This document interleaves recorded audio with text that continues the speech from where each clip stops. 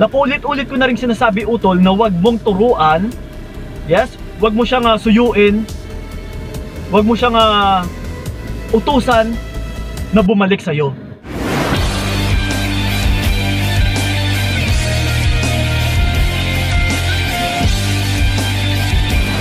Yo, what's up, what's up? Ayan, kumusta mga utol? And then welcome sa video na ito.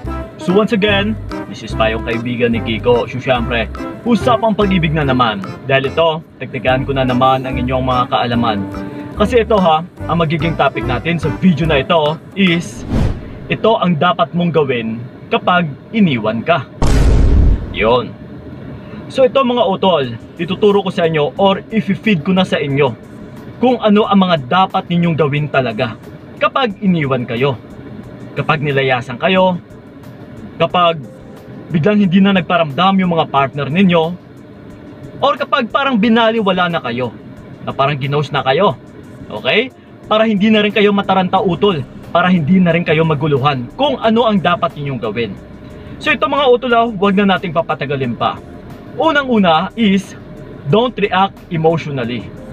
Yes, like I said dati, kung magiging emotional ka, mas lalo ka lang netong maipapahamak na makakagawa ng hindi tama, na mas lalo pang bababa at bababa yung pagtingin ng partner mo sa'yo. Instead na makapag-realize siya ng mas maaga, ay mas lalo siyang mawawalan na ng gana sa'yo. Kung maling reaction yung maipapakita mo utol, kagaya na lang sa pag-post sa social media, yung tipong nag-e-emote-emote ka, or binabatuhan mo siya ng mga mensahe, yung tipong nagpapa-konsensya effect ka, yes po, talagang hindi makakatulong yan. So dapat iwasan mo yung gawain na yan. Okay? So yon. And then ito, yung pangalawa natin is, tanggalin siya sa isipan mo. Yes.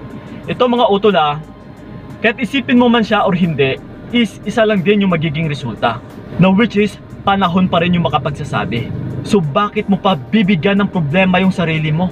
Bibigyan mo pa ng palaisipan na mas lalo kang maguguluhan, na mas lalo kang ma-e-stress, na yung tipong made-depress ka, na hindi ka na makatulog, hindi ka makakain, hindi ka makafocus sa trabaho mo dahil sa kakaisip mo sa kanya. Pero yung kahahantungan niya utol is wala. Isip ka ng isip sa kanya pero wala naman niyang magagawa. So ang mas mainam mong gawin ay alisin mo muna siya sa iyong isipan. Yes, aminado naman tayo utol na hindi talaga siya mawawala sa iyong isipan, pero kailangan mo itong i-divert. Ito ang kailangan utol.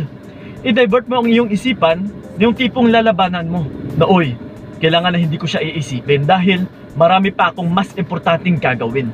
Yes, para sa sarili mo utol. So dapat magpaka-busy ka, mag-focus ka sa mga gawain mo dyan, sa trabaho mo, sa pagkain mo at saka sa pagtulog. Okay? So yun and then ito, yung pangatlo natin is, wag mag-self-pity. Yes, yung tipo kinakaawaan mo yung sarili mo, nag-e-emote-emote ka masyado, like I said kanina, which is nagpapakonsensya effect. Ito mga utol, lalong-lalo na yung nagmamakaawa ka, na paano na ako kung mawala ka, paano na yung buhay ko, hindi ko kayang mabuhay kapag mawala ka. Yung mga ganito utol which is, it will lower your value. Talagang bababa at bababa yung value mo kung ganito ka. Na like I said din kanina is, talagang bababa yung pagtingin niya sa'yo, na mas lalo siyang mawawalan ng gana.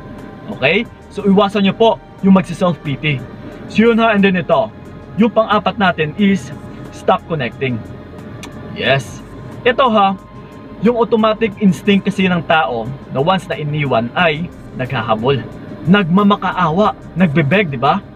Which is tawag ng tawag, binabatuhan ng mensahe, na yung tipong naghahanap ka ng validation kung bakit. Ikaw pa yung susuyo, ikaw pa yung hihingi ng sorry para bumalik lang siya. Pero yung hindi mo alam utol, yung magiging resulta nito balang araw ay mas lalo kang maaabuso, na hahantong lang din yung relationship ninyo, na mas lalo itong madadapa, na magiging toxic pa yung pagsasamahan ninyo. So ang mas mainam mong gawin talaga ay wag mo siyang habulin. Putulin mo lahat ng connections mo sa kanya. Wag mo siyang i-chat, wag mo siyang tawagan utol, dahil yung resulta po yung pinaka-importante dito sa lahat, na para hindi kanya maabuso at saka para mas lalong hindi bababa yung value mo. Okay? And then ito, yung panglima natin is prove them wrong. Okay? Matanong ko muna kayo, utol. Ano ba yung pagtingin ng mga partner ninyo sa inyo? Ano ba yung conclusion niya sa pagmamahal mo sa kanya? Kung masasabi mo na, Kuya Kiko, pinakita ko kasi na parang patay na patay ako sa kanya, yung buong alam niya talaga ay mahal na mahal ko siya. Dahil yun din ang pinakita ko sa kanya. Dahil yun din yung buong pinapakita ko sa kanya. Yes, na yung tipo na parang siya na lang yung mundo ko. So ito mga utol, kung ganyan po yung mga pinapakita ninyo, na yan na po yung conclusion niya, ay talagang mas lalo kang maaabuso. Na mas lalo kang mawawala na ng halaga pagdating sa kanya. That's why iniwan ka. So pero ito ngayon, kailangan talagang ipakita mo na mali yung conclusion niya, na mali yung pagkakakilala niya sa'yo, na mali po yung buong akala niya na sobrang mahal na mahal mo siya, sa pamamagitan talaga na huwag kang maghabol. Huwag mong ipakita, utol, na siya lang yung buhay mo. Huwag mong ipakita kung gaano din siya kaimportante sa'yo. Kasi kung wala kang halaga pagdating sa kanya, bakit mo pa siya papahalagahan? Ipakita mo rin talaga na wala siyang kwenta. Yes. Okay? Let's prove them wrong. So yun ha, and then ito. Yung pang-anim natin is, wala kang ibang gagawin kundi have fun. Yes, magpakaligaya ka. Go out with friends. Ito mga utol, makakatulong din ito, lalong-lalo na kapag gusto mong mag-move on.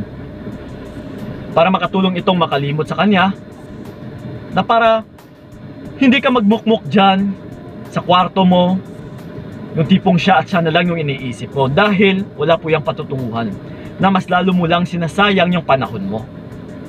Pero ito utol, kapag yung ginagawa mo ay lumabas ka, nag-enjoy ka, yes, yung tipong tinutulungan mo yung sarili mo na nilalabanan mo yung depresyon, talagang mas malaking impact ito utol, na yung magiging resulta ay mas lalo kang magiginhawaan.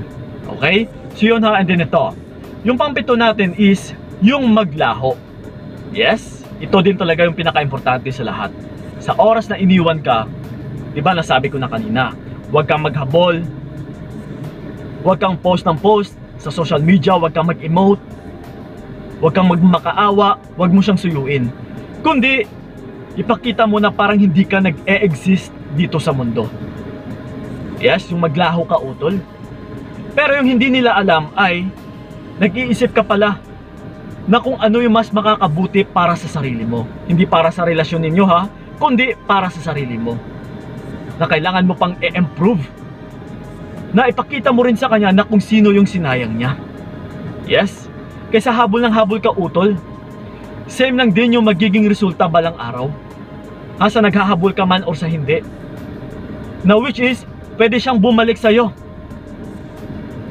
Pero sa paghabol mo kasi is mas lalo mo lang pinapatagal yung realization niya.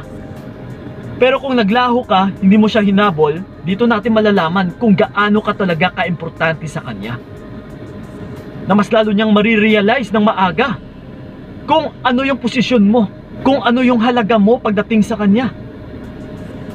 Napaulit-ulit ko na rin sinasabi utol, na wag mong turuan. Yes, wag mo siyang suyuin, wag mo siyang utusan na bumalik sa'yo. Kailangan iskusa para hindi ka rin maabuso utol. Dahil kung kusa din siya na babalik sa'yo balang araw, ay pwede nating masasabi talaga na nagtagumpay ka. Pero ibang istorya na naman ito. Depende na rin ito sa'yo utol kung tatanggapin mo pa siya or hindi. Kung worth it ba talagang mahalin yung taong ito, kung worth it ba talagang habulin yung taong ito. Yes, yun na po ang palagi mong isaisip.